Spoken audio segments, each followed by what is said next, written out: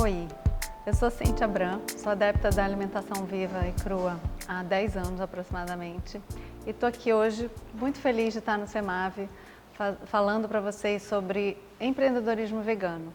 A Fátima me fez esse convite há um tempo atrás e eu fiquei com essa ideia de falar sobre o tema. É um tema que eu estou escrevendo sobre isso, estou vivendo esse momento de empreender no Brasil com alimentos veganos.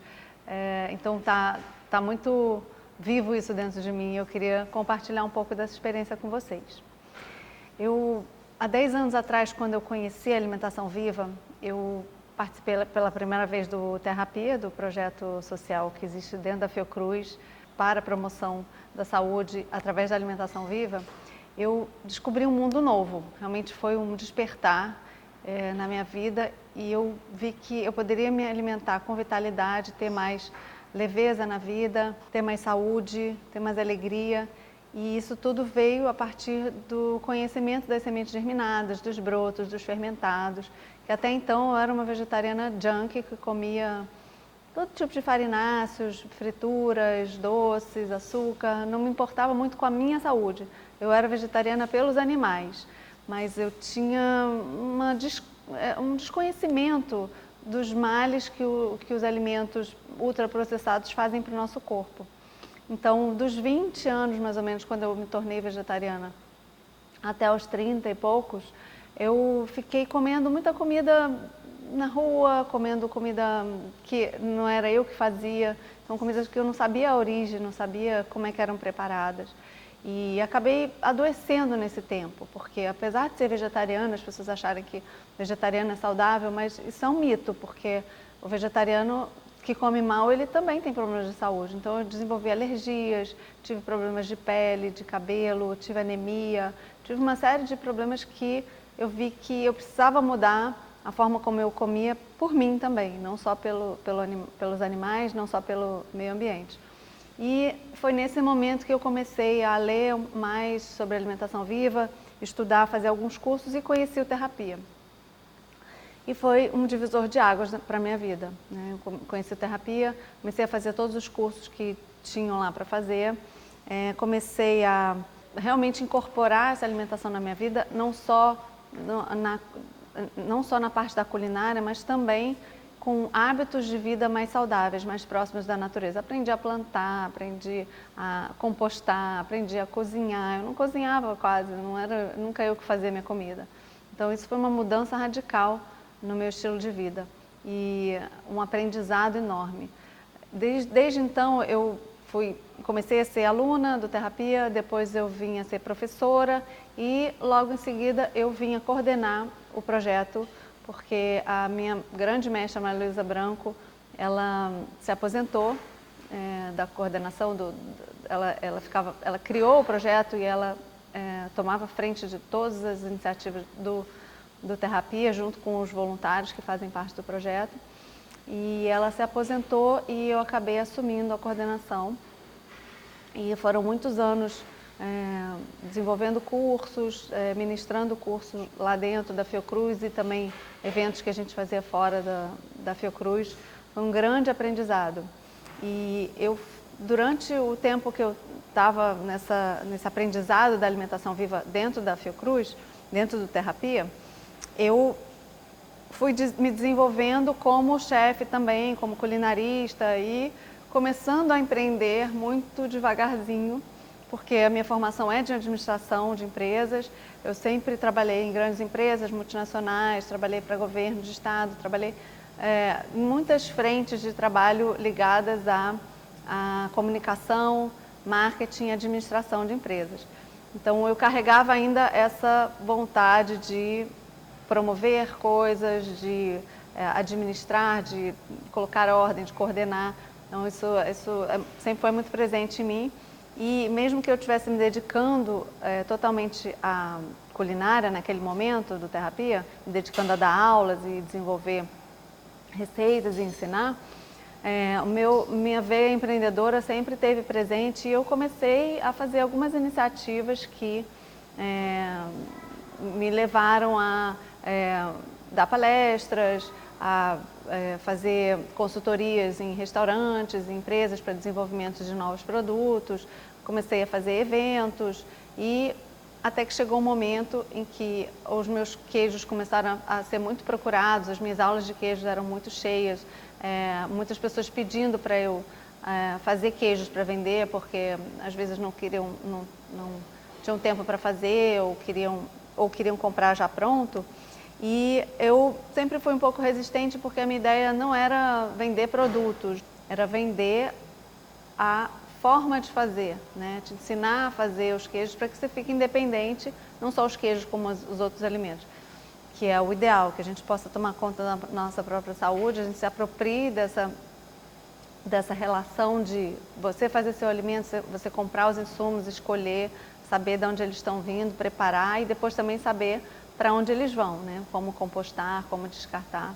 Então, num determinado momento, eu conheci uns queijos mofados, que são os queijos que eu produzo na minha queijaria hoje, que eu tenho no Rio. Eu conheci esses queijos e, nesse momento, eu decidi que eu ia, de verdade, empreender de forma mais efetiva. Porque, como eu falei antes, a minha ideia não era vender produto, nem abrir mais empresas, era continuar fazendo o que eu estava fazendo.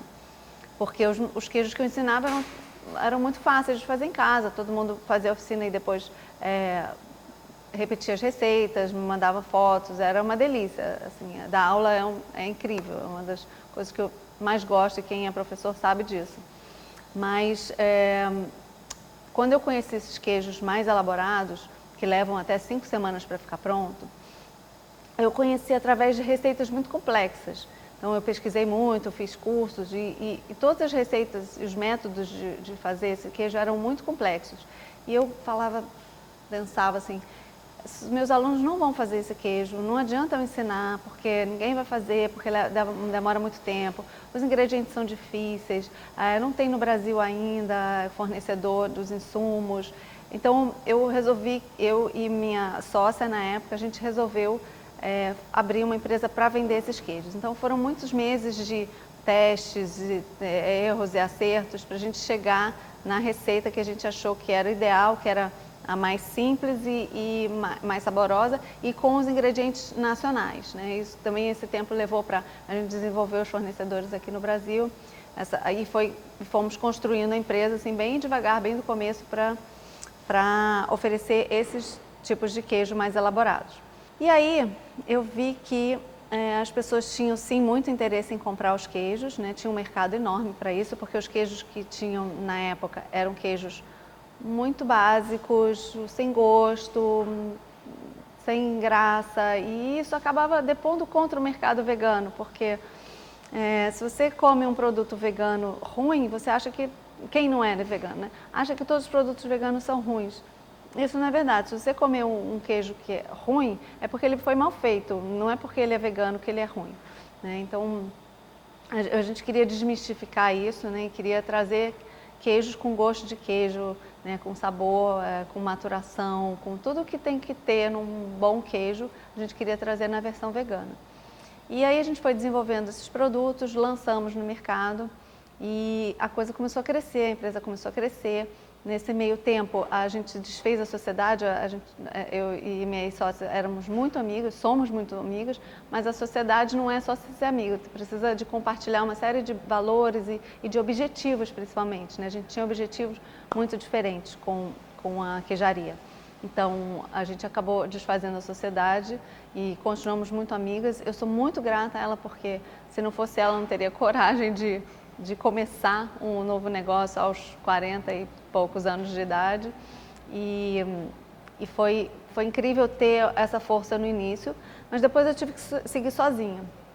E comecei a aproveitar todos os ensinamentos que eu tive, desde faculdade, pós-graduação, focados nessa área de administração e marketing, para usar na minha queijaria também, né?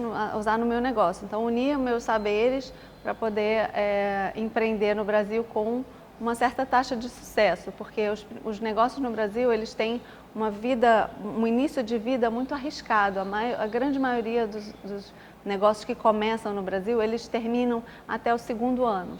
Então, ultrapassar esses 2 primeiros anos de negócio aberto é um grande desafio, porque muitos caem nesse período, muitos desistem. Então, isso já fica aí como começo de dica de como empreender, persistência, né? Resistência e persistência. Então, foram anos difíceis de muitos desafios, de abrir empresa, de definir o público-alvo, de definir onde que a gente vai vender, como que a gente vai vender, quais as embalagens que a gente vai usar, como vai ser a administração da fábrica, os insumos que a gente vai usar, enfim, tudo que envolve uma produção de um produto para poder lançar o produto pronto para o mercado, né? Isso é todo um processo. Mas eu resolvi topar o desafio, né? E estudei muito, conversei com muitas pessoas, tive a ajuda de muitas pessoas nesse processo, porque a gente não consegue saber de tudo nessa vida. Então, por mais que eu conheça bem a administração, eu precisava de pessoas que me ajudassem em logística, precisava de pessoas que me ajudassem na parte de design. Eu tive muitos apoiadores e muitos parceiros, que são parceiros até hoje, para criar embalagem, para criar logomarca. Então, usando algumas ferramentas de administração e de marketing, a gente consegue ter uma maior taxa de sucesso e conseguir ter um empreendimento mais duradouro e chegar a mais pessoas, porque a missão do negócio é mais importante do que a administração. O que move um negócio vegano, se você está começando um negócio agora ou se você já tem, você sabe que o ideal para a gente montar um negócio convencional, normalmente é um ideal de ganhar dinheiro, mas o ideal de montar um negócio vegano, ele tem por trás um monte de princípios e valores que vão sustentar esse negócio muito mais fortemente do que o dinheiro. Não significa que você não precise ou que você não possa ganhar dinheiro, mas o objetivo maior precisa ser mais do que ganhar dinheiro. E no caso dos empreendimentos veganos, o que eu vejo sempre tem essa importância de dar acesso às pessoas a produtos de qualidade sem sofrimento animal, chegar a mais pessoas que você não conseguiria atingir se você não estivesse produzindo, ou seja, as pessoas não iriam conseguir fazer aquela receita ou nada parecido se você não oferecer já pronto.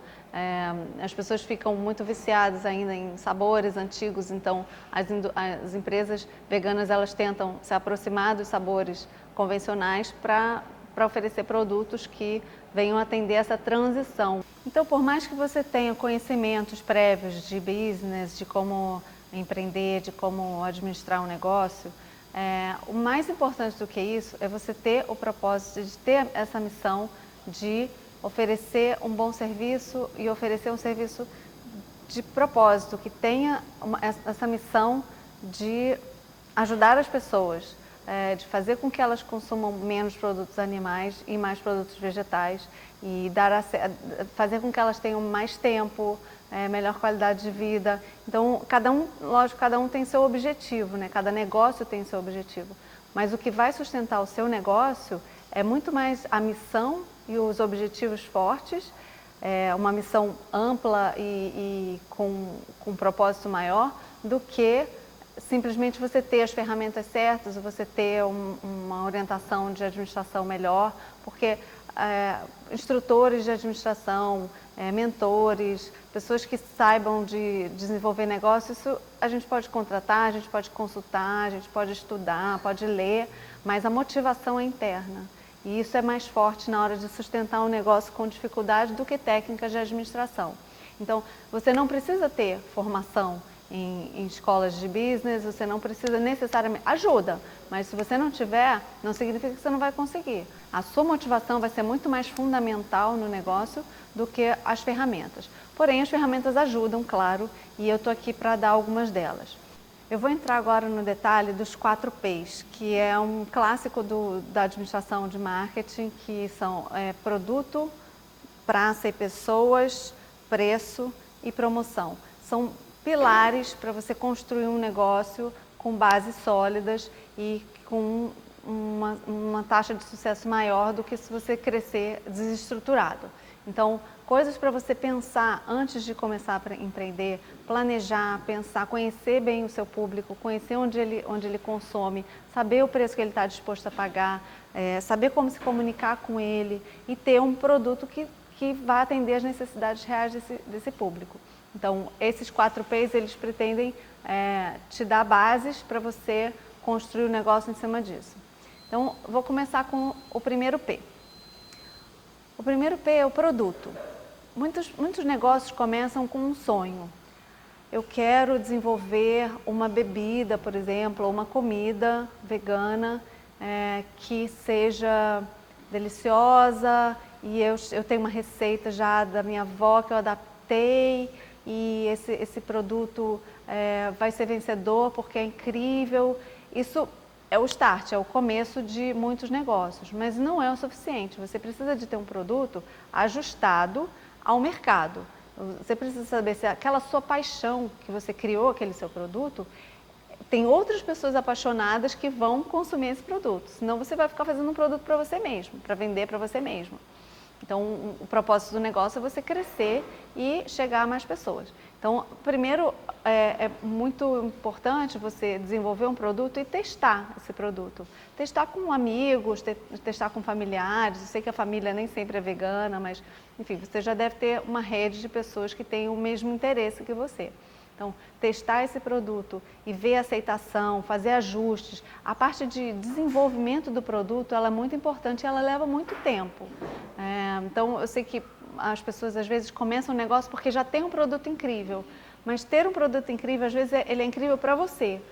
Se assegure de que ele é incrível para mais pessoas também, porque você vai precisar de mais pessoas para comprar o seu produto para você poder ter um negócio.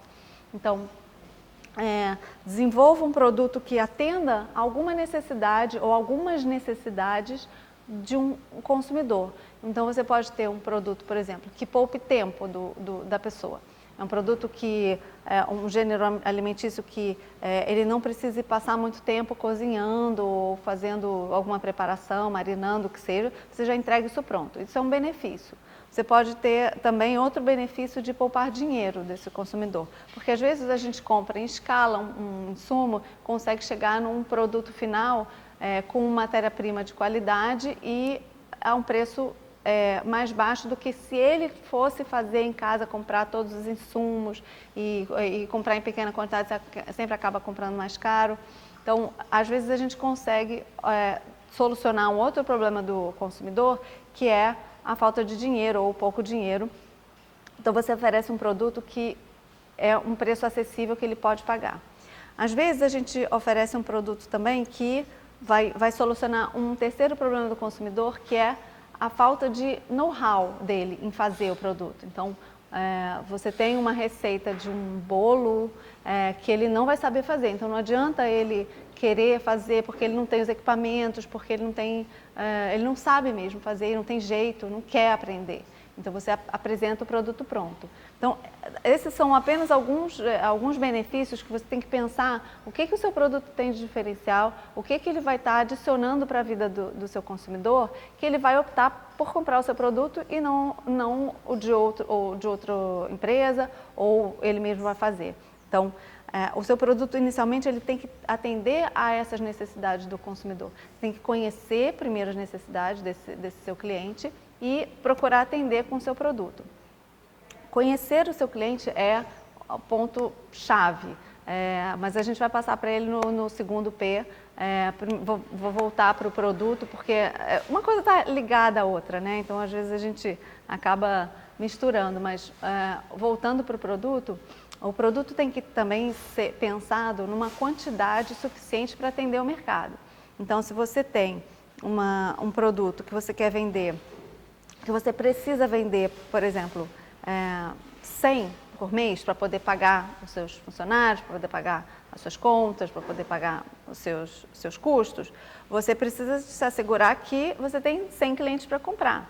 Né? Ou se você tem 1000 pessoas para comprar, você precisa adequar a sua produção. Nesse primeiro P é produto e produção. Então, você tem que adequar o tamanho da sua produção para o tamanho do seu mercado. Se o seu mercado está disposto a comprar mais, você tem que adequar a sua produção para atender essa demanda.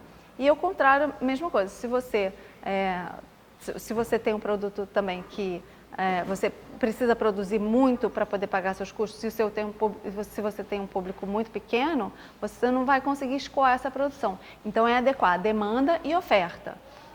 Com isso você consegue ter um ajuste aí da quantidade e da qualidade, né? A qualidade também é um ponto em que você tem que ficar sempre atento a que o seu produto esteja atendendo a qualidade que o seu consumidor quer. Quando a gente fala em produto, a gente tem que pensar nele como um todo, pensar no produto em si, na embalagem, né, como é que ele vai ser acondicionado, qual a validade dele, né, tudo isso tem que ser pensado dentro desse P. Se ele é um produto que ele é super perecível, então você tem que buscar um mercado que seja próximo, que seja rápido do consumidor comprar e consumir o seu produto, ou então trabalhar na validade dele, para que ele tenha uma validade melhor, trabalhando na fórmula, ajustando, usando ingredientes que tenham mais durabilidade. E também na embalagem, como é que é a melhor forma de embalar mais sustentável, que faça o seu produto durar mais tempo, que esteja adequado ao lugar onde ele vai ser vendido, se ele vai estar sendo vendido em geladeira, em freezer ou na prateleira. Então, você vai ter que escolher sua embalagem de acordo com a característica do seu produto. Então, isso tudo tem que ser pensado antes, planejado, pesquisado, né? Formas de embalar, se for a vácuo, se for vidro, se você for fazer uma embalagem reciclada, como vai ser uma logística reversa para você poder garantir que vai ser reciclado essa embalagem. Enfim, todos os aspectos que determinam o acondicionamento do seu produto. Então, desenvolver todas essas áreas dentro do primeiro P, dentro do seu produto e da sua produção, é muito importante e, logicamente, pensar na produção em si. Qual o tamanho do espaço que você precisa? Vai dar para você produzir em casa? Até que escala você consegue produzir em casa? Até que volume, né? Qual a quantidade? Eu preciso contratar alguém? Isso tudo está dentro do produto. Eu preciso contratar alguém para produzir comigo? Eu preciso de qual infraestrutura de equipamentos, né? Qual máquina que é melhor para processar meu produto e tudo que envolve o processo produtivo desse produto. E orçar tudo isso, né? A gente precisa levantar custos para saber se essa produção é viável. Mas aí eu vou passar, esse é o terceiro P, a parte dos preços, dos custos, eu vou falar mais tarde, mas você tem que pensar num produto que você tem condições de montar uma produção. E se você não tiver condições, como você vai levantar um financiamento, ou você vai abrir uma sociedade com alguém para poder bancar essa produção e ter o produto final. Então vamos supor que eu faça um brownie ou um bolo de banana vegano, que qualquer pessoa pode comer. Um brownie uma criancinha, de bebê não vai comer, mas um exemplo assim, um leite de amêndoas, por exemplo. Um bebê pode consumir até uma pessoa de 100 anos. Só que se eu for definir o meu público como de 0 a 100 anos, homens, mulheres e outros gêneros, qualquer classe social ou faixa de renda, fica muito amplo. Eu não consigo focar minhas estratégias em vender mais para o meu público. Óbvio, eu posso continuar sendo vendido por essa gama de clientes, mas eu vou ter sempre uma faixa de 20% de clientes que vão me comprar mais. O número normalmente é assim, 20% dos clientes me compram 80% do volume. E são esses 20% que eu quero entender como é que eles funcionam, porque eles são responsáveis por 80% do meu faturamento.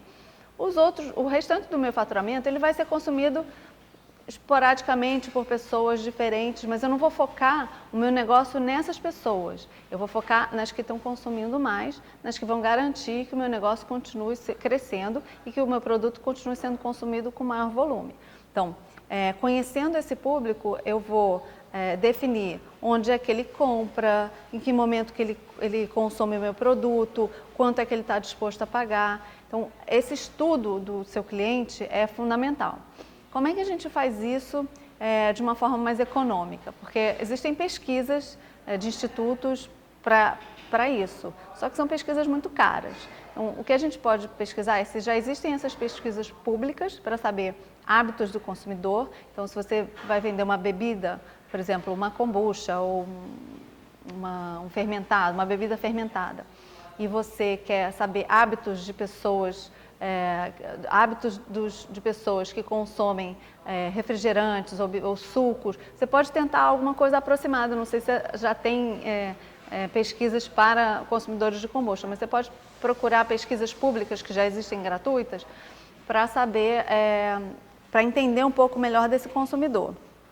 O ideal seria que você contratasse um instituto para fazer uma pesquisa sobre quem é o seu público consumidor, como é que ele consome o seu produto, para você poder dirigir melhor os seus esforços para isso. Mas isso nem sempre é viável, isso é caro. Então, o que a gente pode fazer é, na prática, no começo do negócio, ir testando isso, participando de feiras, indo fazer degustação em lojas, conversando com as pessoas, conversando com os consumidores.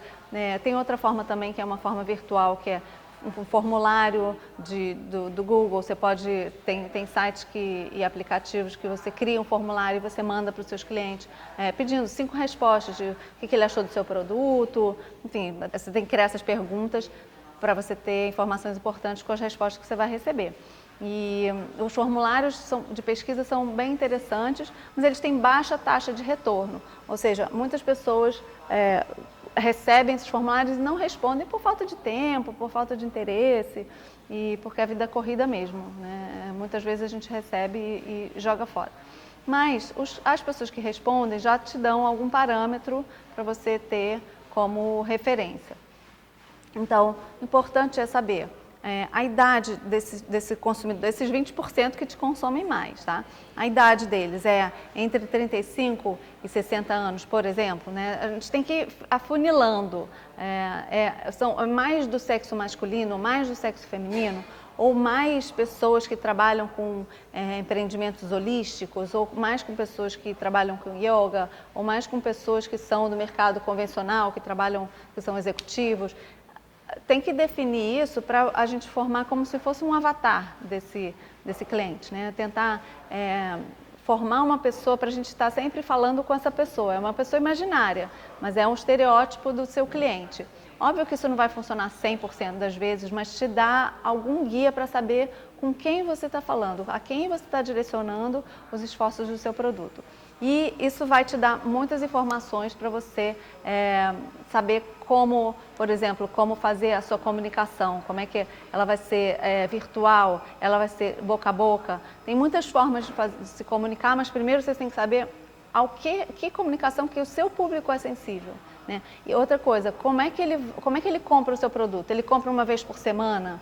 Ele compra uma vez por mês? Ele compra no supermercado? Ele gosta de receber em casa pela internet? Então, são perguntas que você vai se fazer para também desenvolver os seus canais de distribuição. Você tem que saber onde esse público está, para você saber como que você vai chegar até ele. Então, se o meu público é jovem, do sexo masculino, por exemplo, gosta de games, eu vou desenvolver todo um canal de distribuição que vai chegar nos eventos que eles participam. Eu vou desenvolver uma comunicação que vai falar a linguagem desse jovem. Não adianta eu falar uma linguagem formal e ele não vai se identificar com aquilo. Então, mais uma vez, afunilar, perceber onde que o seu cliente está consumindo, que horas ele consome seu produto, por exemplo, se é um bolo de banana, exemplo. Ele consome no café da manhã, ele consome na sobremesa, ele consome no lanche da tarde ou no jantar. É importante saber qual é a hora que ele mais consome. Por quê? Porque aí você vai começar também a fazer parcerias com empresas correlatas ou produtos correlatos que vão complementar essa comunicação. Então, quando você for oferecer para esse consumidor um folheto, um site, alguma coisa para ele pesquisar sobre o seu produto, você já vai colocar o produto junto com uma xícara de café, se ele for no café da manhã, ou você vai colocar com uma taça de vinho, se ele for um produto mais para a noite. E você vai posicionando melhor o seu produto para que o consumidor já veja onde é que ele vai consumir. Ele já está sendo induzido qual é a melhor forma de consumir o seu produto. Isso não é nenhuma manipulação, nem nenhuma enganação. É só uma sugestão de como facilitar a vida dele. Você está facilitando quando você diz, o meu produto vai bem com aquela bebida. E você vai dando ideias, vai estimulando o seu consumidor a consumir o seu produto com outros produtos que vão trazer para ele uma experiência melhor, uma experiência de uma refeição mais completa. Outra coisa importante é você saber, se perguntar, se você quer ter um negócio local, regional, nacional ou internacional. Isso faz parte do segundo P, da praça, né?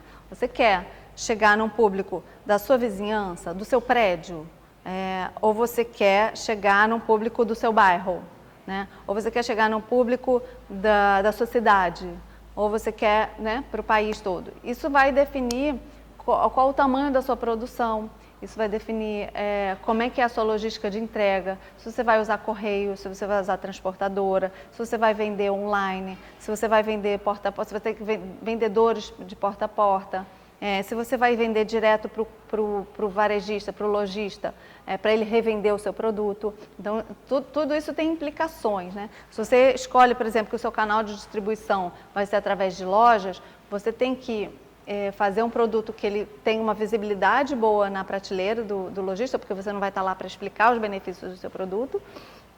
Você tem que garantir que o preço que você vende para o lojista é possível dele colocar o markup dele, a margem de lucro dele, e ainda conseguir chegar num preço competitivo no mercado e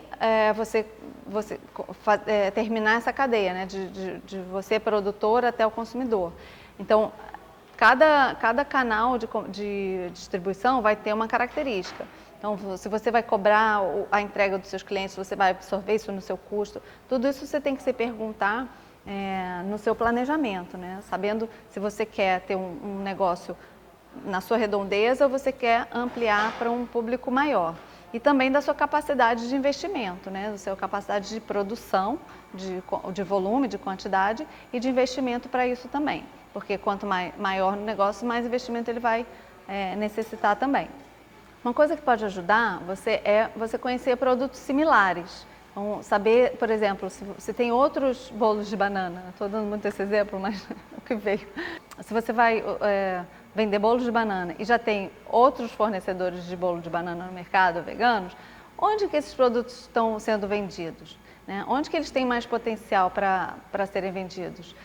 Explorar as feiras da cidade, ver onde é que os produtores similares estão comercializando, visitar as lojas, conversar com as pessoas. Isso tudo é uma forma de pesquisa para entender o seu público e para entender também os locais de venda. Então, esse aprendizado nos primeiros anos de negócio é muito importante que você faça. A não ser que você tenha dinheiro para pagar alguém que faça, mas normalmente o empreendedor no Brasil, ele mesmo faz, ele mesmo vai nos lugares, ele conhece, ele pergunta, ele pesquisa, ele compra os outros produtos para experimentar, para saber a diferença do seu, para fazer melhor. Então, é muito uma construção pessoal do negócio e óbvio que você pode ter sócios, mas assim, é muito uma construção do início do negócio. Então, a dedicação no empreendedorismo brasileiro, né, vegano e não vegano, mas vegano mais ainda porque a gente está abrindo esse mercado. É um mercado novo que tem muito potencial, mas é um mercado novo. Mas não é fácil, não estou dizendo que seja difícil, mas exige muita dedicação, exige muita entrega para que você consiga entregar um produto de boa qualidade, que você consiga satisfazer as necessidades do seu consumidor. Chegamos no terceiro P. O terceiro P é o preço. Qual o preço que você vai vender esse produto? Tem várias coisas que você tem que levar em conta para isso. Primeiro e mais básico são os seus custos diretos. Quanto você gasta de matéria-prima, quanto você gasta de embalagem, quanto você gasta de equipamentos que você precisa adquirir para produzir o seu produto, quanto você gasta de impostos, água, luz, aluguel, funcionários, telefone, todos esses são custos diretos. Custos que você coloca numa planilha e você chega num valor aproximado do seu custo direto. Além desses custos diretos, tem alguns custos que você tem que levar em conta, que são retorno do investimento e depreciação. O que é isso? O retorno do investimento é quanto tempo você quer levar para reaver o dinheiro que você investiu no seu negócio. Por exemplo, eu precisei montar uma fábrica com 3 máquinas processadoras, com 3 freezers, uma câmara, 3 fogões, mesas de aço, ar-condicionado, enfim, eu investi numa infraestrutura. Quanto tempo você vai levar para retornar esse investimento? Então, você investiu toda a infraestrutura, você vai definir, eu quero em 2, 3 anos, eu quero esse montante, eu quero que ele tenha retornado. Então, existe uma fórmula para calcular isso, para você ver quanto você gastou e em quanto tempo você quer retornar, você quer ter zerado o seu investimento. Isso é uma fórmula que tem em livros de administração. Isso tem que estar dentro do seu custo, isso tem que estar dentro do seu preço do seu produto, porque senão a gente considera só os insumos diretos e não considera que a gente fez um investimento para aquilo. E aí quando precisar de novo comprar novas máquinas, a gente não tem o recurso suficiente, porque a gente não colocou isso dentro do custo do produto. Outra questão é a depreciação. Quando você compra máquinas, equipamentos, você estima o tempo de vida útil deles. Então, por exemplo, eu tenho um liquidificador ou um processador que ele vai durar 2, 3 anos batendo massa todos os dias, batendo o seu produto todos os dias, e ao final daqueles 2, 3 anos, ele vai quebrar, ele vai se desfazer, ele vai precisar de peça de reposição. Você precisa colocar esse valor desses equipamentos também no seu custo. E também tem fórmula para isso, tá? No livro de administração você tem fórmula de depreciação. Você coloca os valores, você coloca quanto tempo você quer, quanto tempo vai depreciar cada equipamento, e aí você consegue chegar no valor do seu o valor dentro do seu preço do seu produto, qual percentual que tem que ir para a depreciação. E tanto esse valor de depreciação como o de retorno de investimento, isso você tem que colocar numa conta, no seu balanço, tem que colocar numa conta específica para isso, porque senão você acha que esse dinheiro está disponível, você vai gastando com outra coisa. Ele tem que ficar reservado para quando daqui a 2, 3 anos os seus liquidificadores acabarem, por exemplo, ou quebrarem, você precisa ter aquele dinheiro reservado para comprar novos, porque senão você não vai ter se planejado financeiramente para vender a um preço que você possa, ao final desse tempo, repor os seus equipamentos. Então é importante também custos diretos, retorno de investimento e depreciação. Isso tudo faz parte da sua planilha de custos do seu produto para você determinar o preço final ao consumidor. E aí você chega a um custo final, você vai determinar a sua margem de lucro, a sua margem de contribuição que você vai colocar em cima desse valor, e você vai chegar a um preço que você gostaria de vender ao consumidor. Porém, isso não é o suficiente. O preço que o consumidor está disposto a pagar nem sempre é aquele que você consegue chegar. Então, tem que ter um exercício de chegar no preço que o consumidor pode pagar. Como é que a gente descobre qual é o preço que o nosso consumidor quer pagar pelo nosso produto? Mais uma vez, se você tiver dinheiro para pagar uma pesquisa, é o ideal. Você vai fazer pesquisa com os consumidores, vai testar por quanto eles pagariam por aquele produto, e você vai ter uma resposta mais precisa. Se você quiser fazer isso você mesmo, você pode fazer através da sua convivência com o seu cliente. Você estando na loja, ou você vendendo diretamente para ele, ou você participando de feiras, você vai sentindo esse termômetro de até quanto, se eu aumentar o preço eu vou parar de vender, se eu diminuir eu vou vender muito, mas eu vou ter minha margem prejudicada e meu negócio não vai crescer. Então você tem que ajustar esse preço de uma maneira que o consumidor esteja disposto a pagar, mas ele seja suficiente para cobrir seus custos e te dar uma remuneração justa. Então, esse feeling, esse equilíbrio, ele tem que fazer parte também da sua tabela de custos. Você tem uma tabela, uma planilha com os custos reais, mas ele tem que estar, esse preço final, ele tem que estar compatível com o que o mercado está disposto a pagar. Um bom parâmetro para isso é saber os produtos similares no mercado, por quanto eles estão sendo vendidos. Eles estão sendo vendidos por um valor muito diferente daquele do seu custo, então você tem que repensar o seu negócio, repensar os seus custos. Será que eu estou gastando muito em alguma coisa que não é necessária ou que não está sendo valorada pelo consumidor? Então, uma forma visite os mercados, veja produtos similares, faça uma pesquisa de preços no mercado, em lojas, em sites, veja o preço da sua concorrência. Não gosto muito dessa palavra, mas concorrência parece um pouco pejorativa, mas concorrência é aquele que corre junto, então dessa forma eu consigo gostar mais dessa palavra. Acho que os nossos concorrentes são pessoas que estão correndo junto com a gente, estão aprendendo, ensinando uns aos outros. Eu me proponho, e eu sou parceira de muitas das pessoas que produzem queijos, né, que é uma das coisas que eu produzo, porque acredito muito na ajuda mútua. Mas isso é um outro assunto. Vamos voltar para o preço do mercado. Então, faça essa pesquisa, veja quais os produtos similares, por quanto eles estão sendo vendidos. E se o seu produto for muito inovador e não tiver similar, o que você faz? Veja produtos que sejam consumidos no lugar do seu produto. Então, por exemplo, se você vende um pão especial ou você conseguiu desenvolver um pão com uma semente inédita. Ok, o seu produto é inédito, você não vai ter preço de nenhum similar para comparar, mas o seu consumidor, ele pode estar optando por comprar o seu produto ou um outro pão de uma outra empresa que seja bom também. Então, aqueles outros pães que existem no mercado, eles são seus concorrentes. Você tem que comparar o seu preço com o dele também, porque o consumidor vai estar com o mesmo dinheiro na carteira que ele vai estar disputando. Você vai estar disputando o mesmo dinheiro que está na carteira que ele pode comprar um outro pão ou o seu. Então, isso não deixa de ser uma forma de você ver os preços de mercado para você comparar com o seu também. Uma última coisa que você pode fazer para definir seu preço é usar aqueles formulários que eu falei anteriormente do Google, de outros aplicativos, que você pode mandar para o seu cliente, olha, eu tenho um produto tal, você estaria disposto a pagar de tanto a tanto? Você dá 4 opções para ele, para você também determinar quanto é que ele está disposto a pagar pelo seu produto. E aí você pode recompensar os clientes, para você ter uma maior taxa de retorno desses formulários, você pode recompensar os clientes que te responderem, como por exemplo o envio de um brinde, uma visita à sua fábrica, enfim, você pode mandar um livro de receitas, você pode recompensar de alguma forma para você ter esses formulários preenchidos de volta. Então essa é uma maneira também de te ajudar a definir o seu preço. A formação de preço do seu produto não é uma coisa simples, você tem que levar em consideração todos esses fatores. Esse é o terceiro P.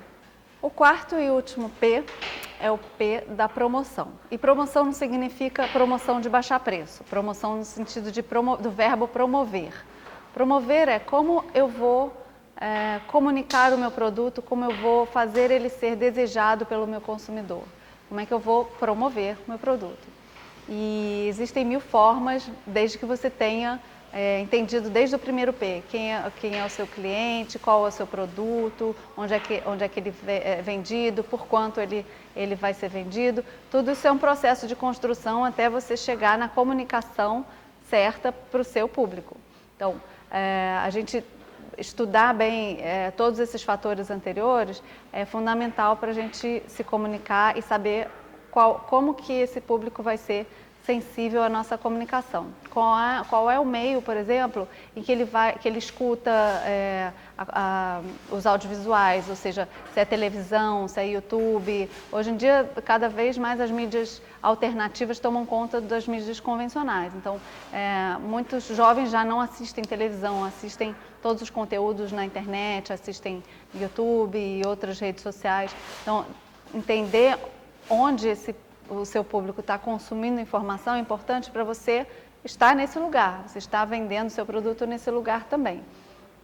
E além disso, falar a linguagem dele, como eu falei antes, saber se você está falando com um jovem é um tipo de linguagem, se você está falando com uma pessoa idosa é outra. A comunicação visual, ela tem que também corresponder ao seu público. Se você vai ter um design mais arrojado, mais moderno, você vai estar falando com um determinado público. Se você tem um design mais convencional, mais vintage, você vai estar falando com outro público.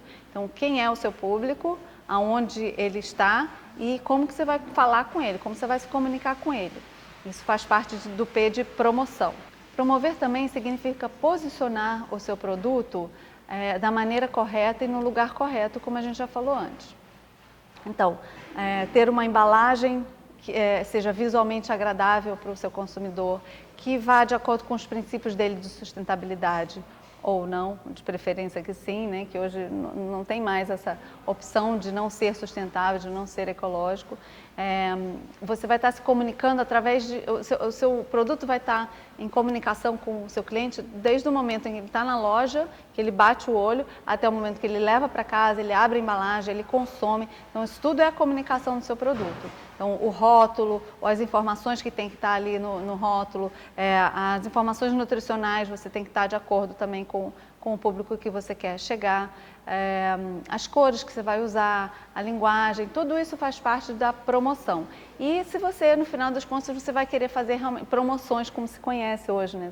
Promoções de kits, promoções com produtos correlatos, se você tem um produto que combina bem com uma certa bebida, ou você tem uma bebida que combina com um certo produto, se associar essas pessoas a fazer kits, fazer promoções em conjunto. E aí tem mil maneiras de fazer isso acontecer. Mas planeje essa comunicação para que ela seja verdadeira, né? Uma comunicação ela vai passar a alma da sua empresa, ou a sua alma.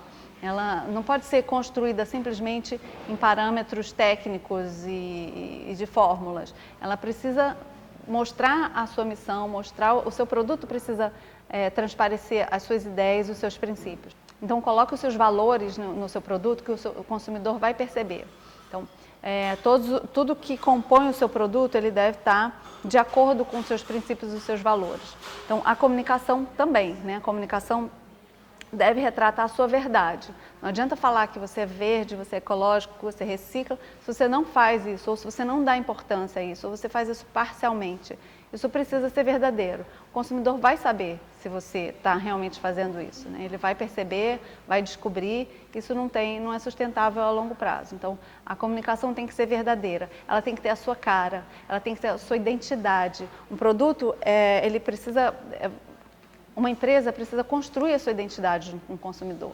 A gente compra marcas além de comprar produtos, né? A gente compra uma marca de confiança, que a gente sabe que foi bem produzida, que já tem anos no mercado, por exemplo, ou que é de pessoas que a gente confia. A gente compra marcas porque a gente confia nelas, a gente acredita que aquilo é um produto de qualidade. Então, construa essa imagem, construa com o seu caráter, com o seu trabalho, construa uma marca com posicionamento de confiança, com posicionamento firme no mercado, de qualidade, cumprindo os P's anteriores, que você vai conseguir se comunicar de verdade com o seu consumidor. Não saia dizendo que o seu produto é o melhor de todos, porque eu tenho o melhor leite, ou o melhor fermentado, ou o melhor bolo, o que seja. Não saia dizendo isso à toa, porque isso é falso, isso mostra imaturidade, isso é imaturo, né? Mostra insegurança, porque é o consumidor que tem que dizer para a gente se o produto é bom ou não. O consumidor tem que dizer, o seu produto é melhor. É maravilhoso quando eu ouço, eu recebo muitas mensagens pelas redes sociais da Fromagerie, da minha queijaria. Seu queijo é fantástico, mas quem diz são eles que dizem, não sou eu que fico dizendo que o meu é o melhor de todos. Isso é infantil, né? Isso é uma comunicação que, por mais que seja uma vontade a gente faz um produto que a gente ama, a gente quer dizer que ele é maravilhoso, mas é deselegante dizer que é o melhor de todos. Isso não é uma comunicação sustentável, isso não é uma comunicação que passa uma verdade para o consumidor. O consumidor, ele vai ter que testar e ele vai ter que provar que é um bom produto. E aí o testemunho desse consumidor dizendo que o seu queijo é o melhor, sua kombucha é melhor, seu bolo é o melhor, isso sim tem valor. Você pode até aproveitar esses depoimentos dessas pessoas para comunicar o seu produto, mas não você dizer que o seu produto é o melhor. Isso é uma das regras do que não fazer na comunicação de uma empresa ou de uma marca, né? Então, estude um pouco sobre comunicação, estude os hábitos do seu consumidor, estude o perfil do seu consumidor também, que você vai ser mais assertivo ao falar com ele e ao vender para ele. Então, eu espero que com esses pontos, né, esses P's que eu coloquei aqui, eu possa ter te dado algumas ideias para a construção do seu negócio ou para a continuidade do seu negócio. Não tenho pretensão de dar fórmulas, de ensinar ninguém a montar uma empresa. Isso é um processo, né, longo, não dá para a gente cobrir uma palestra de 1 hora, mas quero ter te inspirado para você ver os passos que tem que ser percorridos nesse caminho e ter coragem, ter ânimo, ter motivação, lembrar do seu propósito para você percorrer esse caminho, que não é fácil, mas vale cada minuto, vale cada esforço. É um caminho que compensa. O empreendedorismo vegano no Brasil tem muito a crescer, eu acredito muito, tenho trabalhado muito para isso e os frutos vêm de diversas formas. A empresa crescendo, as pessoas ficando felizes, reconhecendo o seu produto, reconhecendo a marca, reconhecendo os seus valores, se alinhando com eles. E isso é muito transformador para a vida de quem empreende e para o seu público consumidor também. Bom, então eu queria terminar falando para vocês que eu dou aulas no Brasil todo, dou aulas presenciais de queijos e de raw food, de outras receitas da culinária que não sejam só o queijo também. Dou aula na Nós Escola, que é o lugar que eu dou aulas no Rio, que é onde eu estou gravando esse vídeo hoje. É a minha parceira, é apoiadora, tem uma equipe incrível, eu tenho muito a agradecer. E dou aulas também virtuais, dou um curso online de laticínios veganos, que está incrível, então quero convidar vocês a conhecerem, porque quem é de fora do Rio ou de fora do Brasil, às vezes não consegue frequentar os cursos, então a gente tem essa opção online. No meu site também tem muitas receitas, dicas, no blog e nas redes sociais também estou sempre postando novidades e dicas para vocês aproveitarem de uma vida mais saudável com receitas criativas, veganas. E eu também escrevi um livro chamado Abóboras e Abobrinhas, Receitas e Histórias da Culinária Viva, que conta mais detalhadamente o meu percurso desses últimos 10 anos fazendo alimentação viva, trabalhando com isso, ensinando as pessoas a se alimentarem um pouco melhor e também como que eu faço no dia a dia para manter uma alimentação saudável, para viajar e continuar saudável, continuar comendo bem, o que levar em viagem, o que trazer de viagem, como se virar na rua quando a gente está em trânsito, né?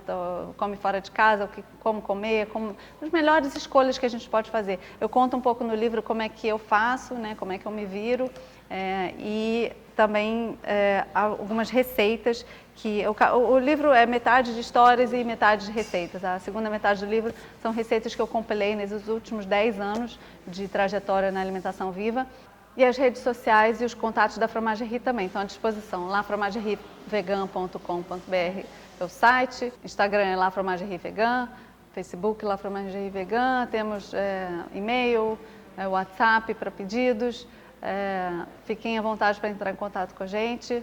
Estou sempre à disposição e sempre respondendo. E quando vierem ao Rio, experimentem os nossos produtos, os queijos, façam os cursos, que acho que vocês vão gostar. E espero vê-los por aí, nas próximas palestras, nos próximos encontros. Obrigada pela oportunidade, Fátima. É um prazer estar aqui no CEMAVE de novo. Eu participei do primeiro CEMAVE e do segundo, terceiro, participei dos primeiros todos do CEMAVE. Depois passei um tempo afastada, porque com muitos outros projetos ao mesmo tempo. E agora estou de volta de novo, podendo gravar esse vídeo para vocês. Muito feliz de estar de volta num congresso que eu admiro, que eu gosto, que eu vejo, assisto tanto, né? Assisto todos os anos. Sou fã incondicional dos profissionais que fazem parte dele. Então, recomendo muito que vocês conheçam os pacotes premium, os pacotes que a Fátima oferece, porque além desses conteúdos, tem muito mais conteúdo aprofundado. Tem e-books, tem vários bônus que o CEMAVE oferece, então é um ótimo investimento.